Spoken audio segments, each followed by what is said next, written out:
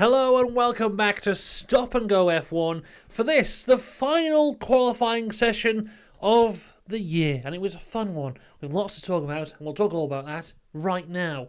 Firstly though, make sure you do like, subscribe, all that good stuff, because we will have coverage of the race tomorrow, as well as coverage of the Formula 2, which has already been so spicy this weekend. We'll be covering all that tomorrow. But let's get on to F1 qualifying. Before the session begins, Red Bull looked to be struggling from what we saw in FP3. Both cars weren't really there, and they both had big setup changes just minutes before the start of the qualifying session. So Red Bull looked to be on the back foot at the start of qualifying.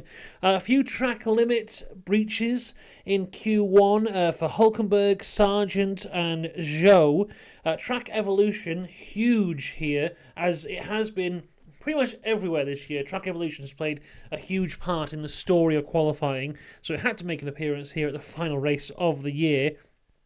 You can tell the track evolution is big because on Logan Sargent's second lap, he was one of the first guys to set a second lap.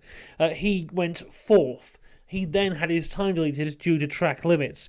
At the end of Q1, it was Gasly in 15th, so he made it through, but he was 0.440 off of P1, so a very close top 15, and that carried on throughout basically everyone who set a time.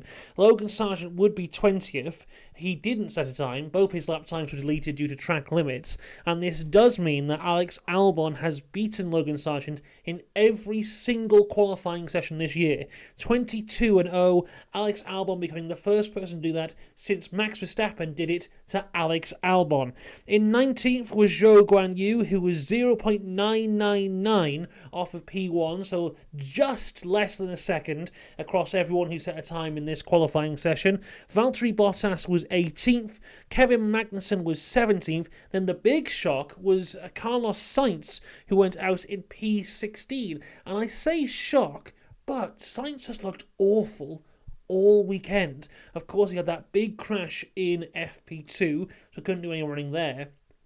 But in FP3, also, just wasn't setting the world on fire in any way. Didn't look fast at all. On the mediums, he looked okay, but on the softs, yes, no pace at all. So when he went out in Q1, I really wasn't massively surprised because he hasn't shown pace all weekend. Into Q2, we have more track limits, this time for Nico Hülkenberg. But as we reached the end of the session, it was 15th for Daniel Ricciardo, 14th for Albon, Stroll in 13th, 12th for Ocon. Then for the second race weekend in a row, it is Lewis Hamilton knocked out in Q2 in P11, complaining that there was something wrong with the car. He'll have a lot of ground to make up tomorrow, and of course the big money prize of P2 in the Constructors is still up for grabs. I think that's like a $10 million prize fund between P2 and P3, and that's between Ferrari and Mercedes, so only one of each going into Q3. And as we go into Q3, the top 10 after the first laps. So 10th was Gasly, Leclerc was struggling in 9th, Fernando Alonso was 8th, Nico Hülkenberg in 7th, Yuki Tsunoda 6th, Sergio Perez 5th, George Russell 4th, Oscar Piastri 3rd, Lando Norris 2nd, and Max Verstappen on provisional pole position. Now, both McLarens were one of the first to set a second fast lap time, and Lando Norris seemed to be struggling a lot. His first sector was very good, but as he went into the second sector, he was hitting a lot of curbs as he went round, and then it just seemed like even though he was on new tyres, he had very little grip on the rear end of his car, the rear end poking out quite a bit, especially in the third sector as he went underneath the hotel. The back end just completely went across. Despite having a lot of pace, he really just couldn't massively control the car and was not able to set a faster lap time on his second lap. At the end of Q3, this is our top 10. So Pierre Gasly was 10th, but he is under investigation for impeding, apparently, so that may be removed from him there. We've seen how harsh they can be on impeding investigations this season. Sergio Perez only good enough for 9th. Now, he did have a faster lap time, but it got deleted due to track limits, so he will start 9th. Nico Hülkenberg showing once again how fantastic he is in qualifying in 8th place. Fernando Alonso is in 7th, his first Q3 appearance in Abu Dhabi since 2016. Yuki Tsunoda has a fantastic lap for P6 in the AlphaTauri. Another constructors battle going on there between AlphaTauri and Williams for, I think it's P7 in the constructors. AlphaTauri have brought a brand new floor to this race to try and secure that, and also it's Franz Tost's final race as team principal of that team, so it'll be good to have him have a good send-off here. Lando Norris only good enough for 5th. Of course, I've said already about how he messed up that lap there.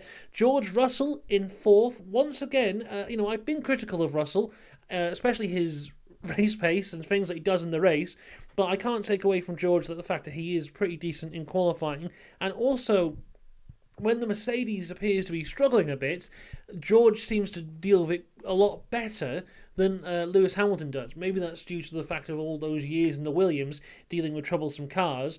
But yeah, when the Mercedes in a bit of trouble, that's when Russell seems to shine. He shined again here into P4. Oscar Piastri has a good qualifying into P3, becoming the first ever teammate of Lando Norris to beat him in qualifying in Abu Dhabi, although I do think if Norris had been able to keep that lap together, he probably would have beaten Piastri here, but he didn't, and Piastri beat Norris. Into P2 is Charles Leclerc, jumping from P9 to P2.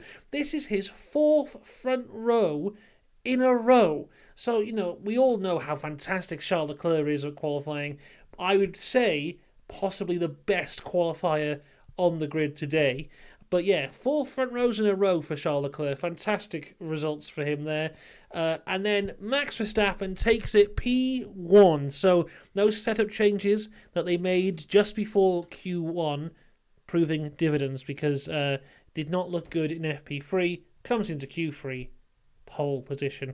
Sergio Perez with a bit of work to do from P9, but this does set up a very fun race tomorrow. I imagine Max Verstappen will still just go off and win, but you've got the likes of Leclerc and Russell who are 2nd and 4th.